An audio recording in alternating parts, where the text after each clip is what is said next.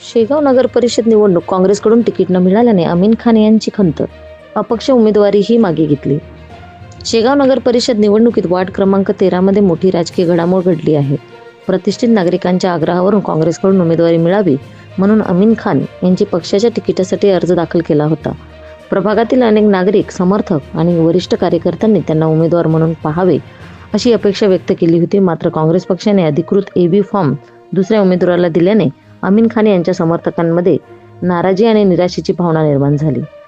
पक्षांकडून अपेक्षित संधी न मिळाल्याने त्यांनी पर्याय म्हणून अपक्ष उमेदवार म्हणूनही अर्ज दाखल केला होता. अपक्ष म्हणून त्यांना स्थानिक पातळीवर चांगला प्रतिसादही मिळत असल्याचे चित्र दिसत होते. अनेक नागरिकांनी त्यांच्याप्रती विश्वासही व्यक्त केला होता. तरी देखील अपक्ष म्हणून निवडून येण्याची शक्यता मर्यादित असल्याची जाणीव झाल्याने अमीन खान यांनी शेवटी निवडणुकीतून माघार घेण्याचा निर्णय घेतला. अमीन खान यांच्या या निर्णयामुळे वार्ड क्रमांक 13 मध्ये निवडणुकीचे समीकरण बदलण्याची शक्यता आहे. त्यांचा प्रभागातील सामाजिक संपर्क आणि लोकप्रियता पाहता ते जर अपक्ष राहिले असते तर अनेक उमेदवारांसाठी अडचणीचे वातावरण निर्माण झाले असते, अशी चर्चा जनतेमध्ये सुरू आहे. महाराष्ट्र न्यूज 1 साठी मुख्य संपादक इस्माईल शेख, उपसंपादक रंजना राठोड, व्हिडिओ जर्नलिस्ट विवेक शेगावकर, शेगाव, जिल्हा बुलढाणा.